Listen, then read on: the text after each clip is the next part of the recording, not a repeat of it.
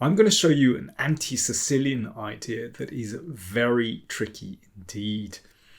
And it occurs after just 3 moves, and yet it's still very unusual. It's not played so much. So a good time to catch it, or catch your opponent. So I recommended it in my Anti-Sicilians book, and of course the Chessable course of the same name. And one of my supporters on Patreon tried it out and sent me the game.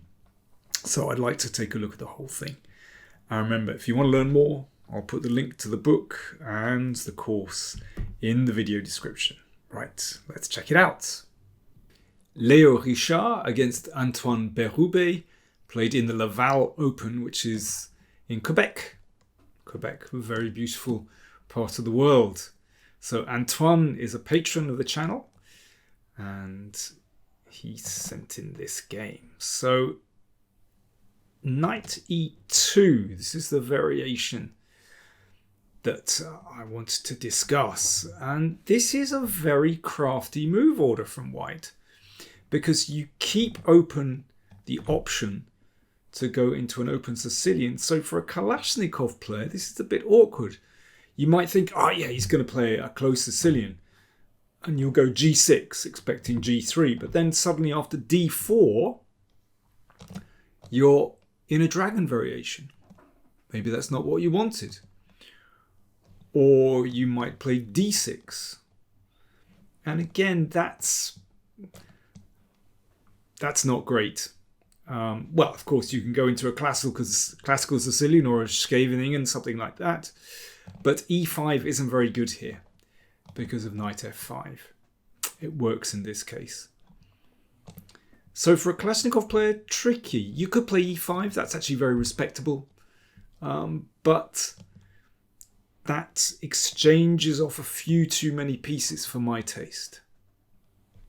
Okay, so what do we do? Well, I was thinking about this and I thought, well, hang on, why can't we just plonk the knight on d4, which physically prevents d4. And if white is a little bit enthusiastic about going in for a close Sicilian, that has fatal consequences. That's checkmate. Now, it looks funny to move a knight again. This is the 3rd move. And indeed, not many players have played this. That's the incredible thing. But it's a very reliable move. And actually, in a funny way, kind of highlights the issue with most of these closed Sicilian, anti-Sicilian positions, that when white doesn't play d4, then black is able to use that d4 square. And the knight on d4 is actually a bit awkward for white, because if that's exchanged, then white has to move this knight again on c3. Now, white did exchange on d4 and played knight b5. So the knight attacks the pawn, so e5. Now the knight is kind of out on a limb there. It's about to be pushed away by a6 and locked in the corner with b5, and black can develop very, very easily with knight f6 and move the bishop out. So what should white do? Well, this is actually one of the main lines. I mean, I discussed this in the book. The most testing move is queen h5, which is kind of mad, using these pieces here. So attacking e5, so defended with d6, bishop c4, threat mate, push the queen back. I mean, this is like beginner's chess. Mate threatened again, knight f6. Bishop e6 is possible actually, but I like knight f6. And there's a crazy move here. If queen b3, black can play bishop h6. Just don't even bother defending this. And actually, after king here, black has superb compensation. That king is just going to step to g7 and rook f8. The knight is very poorly placed. It's actually a very good position for black. Superb compensation. But yeah, a wild position. Anyway, I discussed that in the book. But instead, Antoine's opponent played bishop c4. Now that's not so good. Knight f6. Antoine said that he'd forgotten the analysis in the book. But he was confident. He said he wasn't sure if bishop c4 was good or bad, but he already liked his position. I don't blame him, because simple development, you've got nice pawns in the middle, and this knight is going to be pushed back. Already black is very comfortable. So for example, if d3, defending the pawn, then a6, and well, this knight really doesn't look very clever on a3. So in this game, white played c3. a6 pushes the knight back. And now Antoine decided to exchange on a3. He said he felt that fast development was the most important thing here, rather than keeping hold of the two bishops. And it's nice to damage the structure as well. Very reasonable, very logical. I mean, there's another way to play this, which is to temporarily give a pawn with d5, push this back, and bishop b7. Also very interesting. You know, black's pieces are superb. And this knight looks very strange. I mean, it might just be taken very soon. In any case, bishop takes knight looks very logical to me. Now Antoine decided to just get the king to safety very quickly.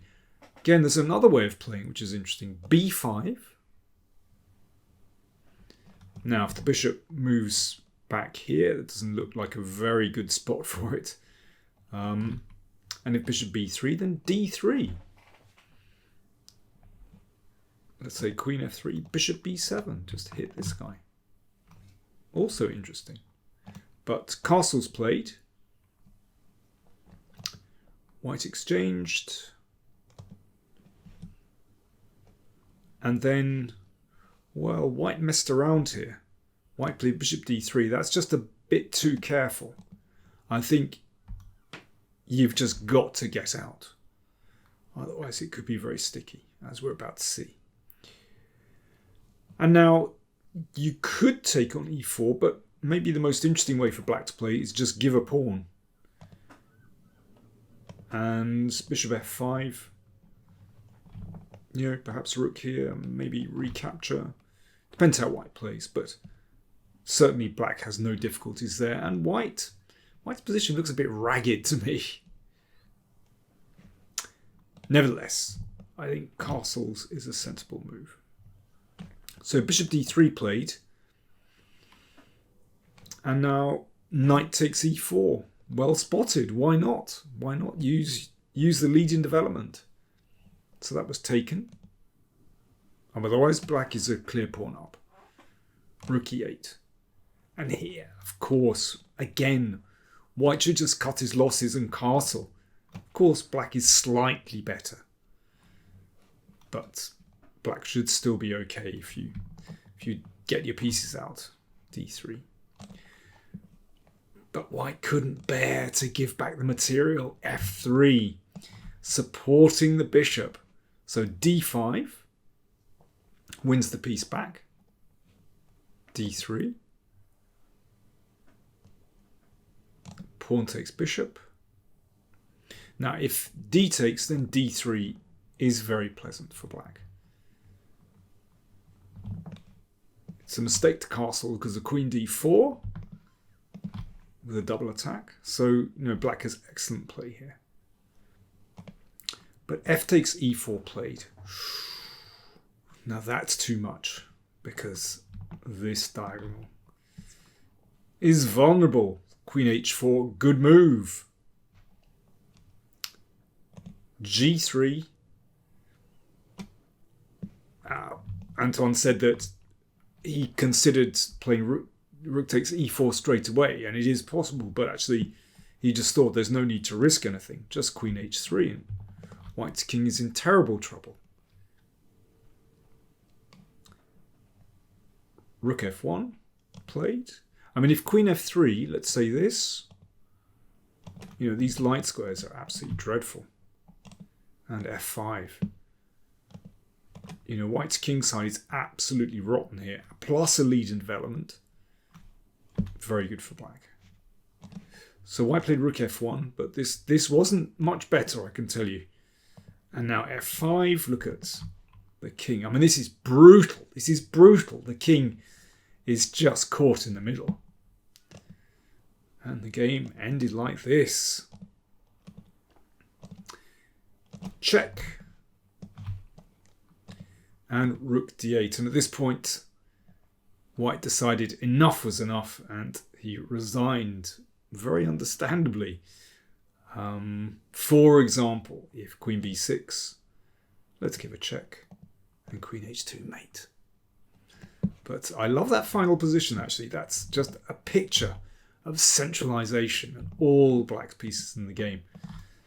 And this is what can happen if you take liberties with white. And what I love about this move is that already it challenges white. You know, there's no easy method of development. That's the point. G3 not possible. I mean, you could wait around with d3, but then just g6. So it's like a very favourable close Sicilian for black. And this line, well, white is already under a lot of pressure here because that knight is so poorly placed. So well done to Antoine. Really nice to see an idea from the book in practice and successful as well. So just a reminder, if you're interested, there's the book. And I'll put the link down below where you can buy it directly from New in Chess. And don't forget the Chessable course as well if you prefer learning with learning online with move repetition and that kind of carry on. There we go. Thanks for watching.